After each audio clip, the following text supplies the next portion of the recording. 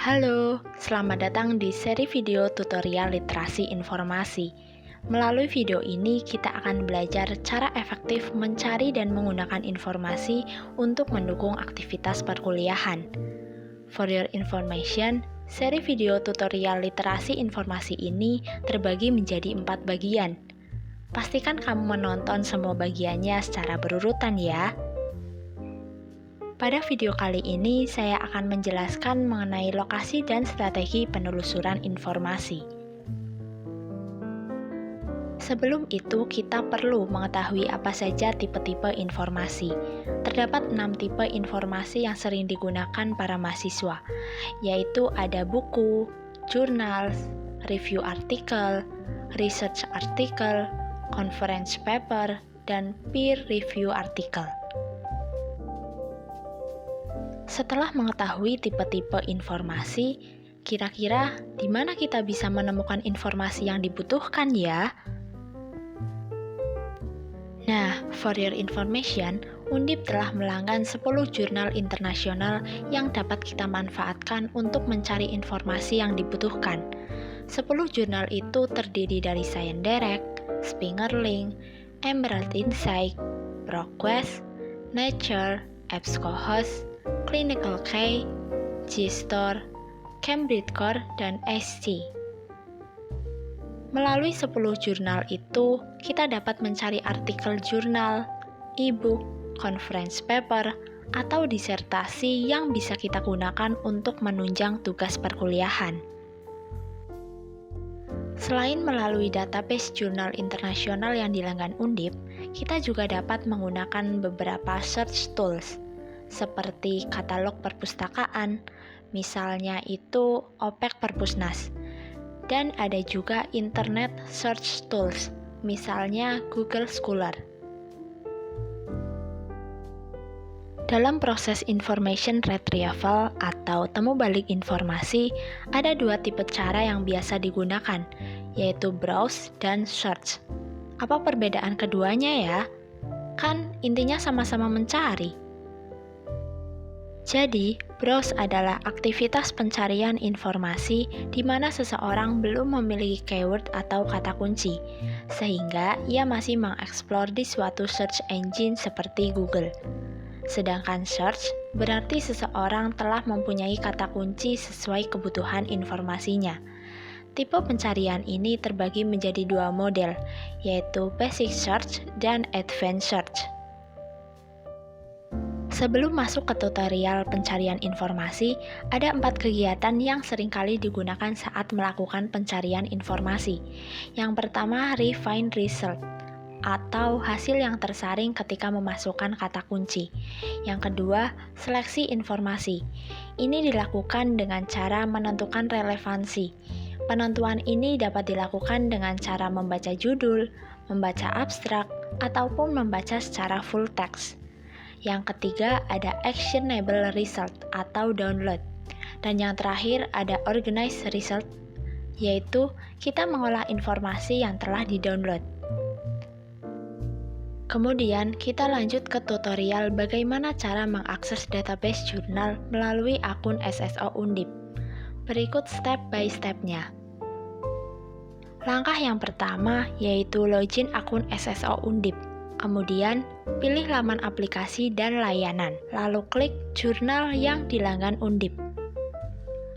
Akan muncul 10 jurnal internasional yang disebutkan tadi. Nah, dari ke-10 database jurnal internasional tersebut, kali ini saya akan mengajarkan bagaimana cara mencari sumber informasi melalui database jurnal Science Direct. Tapi sebelumnya, apa itu Science Direct? Science Direct ialah database literatur ilmiah yang terdiri dari puluhan ribu jurnal dan buku yang dapat diakses secara full text berdasarkan subjek atau bidang keilmuannya. Database ini berada di bawah naungan Elsevier, yakni sebuah organisasi atau perusahaan penerbit publikasi ilmiah yang telah berdiri sejak 1880 dan berkantor pusat di Amsterdam, Belanda. Science Direct menyediakan 4 subjek literatur utama, di antaranya ilmu fisika dan teknik, ilmu sains, ilmu kesehatan, serta ilmu sosial dan humaniora. Selanjutnya, kita buka database jurnal Science Direct. Akan tertampil sebuah search engine di mana kita dapat memasukkan kata kunci yang telah kita rumuskan tadi. Search engine ini terbagi menjadi beberapa search box yang dapat kita gunakan sesuai lingkup pencarian masing-masing. Ada berdasarkan keyword, author name, jurnal atau book title, volume, dan seterusnya. Namun pada kali ini saya akan menggunakan search box dengan lingkup pencarian keyword.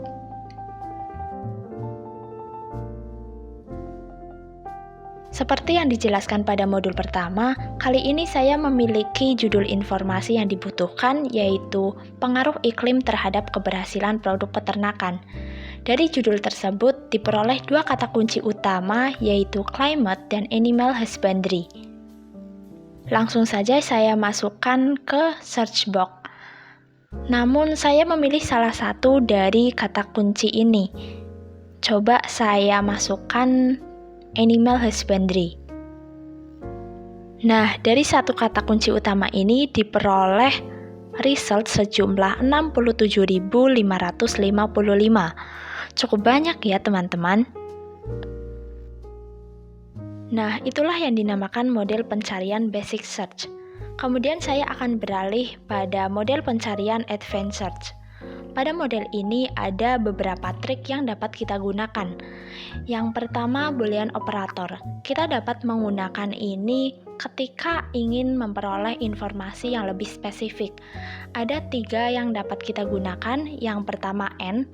AND ini digunakan saat memiliki beberapa kata kunci yang perlu disatukan. Kemudian OR. OR ini digunakan saat memasukkan kata kunci yang serupa, misalnya sinonim, ejaan, dan singkatan. Dan yang terakhir, NOT, digunakan saat ingin mengecualikan sebuah kata. Selain itu, ada juga exact phrase atau tanda kutip. Tanda kutip ini kita gunakan ketika ingin menyatukan satu kata dengan kata lainnya menjadi sebuah satu kalimat.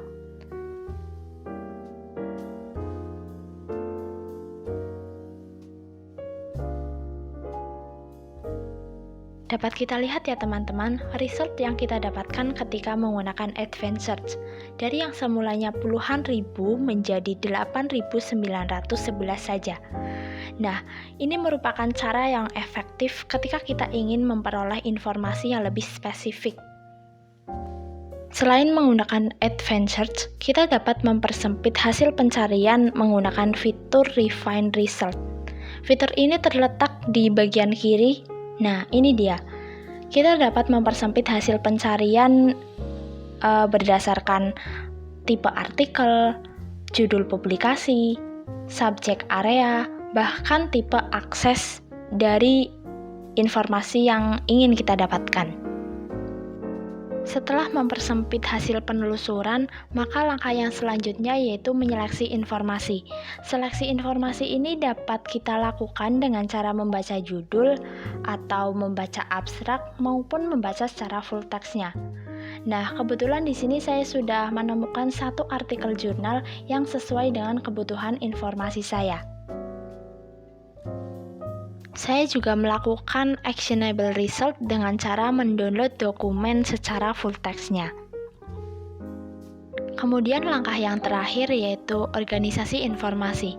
Pada langkah ini dilakukan proses pengolahan sumber informasi yang telah didownload. Caranya dengan merename file yang telah didownload atau create folder. Nah, itulah penjelasan tentang lokasi dan strategi penelusuran informasi. Perlu diingat ya teman-teman, bahwa ini adalah tahapan kedua dari serangkaian aktivitas pencarian dan penggunaan informasi. Pastikan kalian menonton video sebelumnya tentang identifikasi kebutuhan informasi dan video selanjutnya tentang evaluasi informasi. See you in the next video!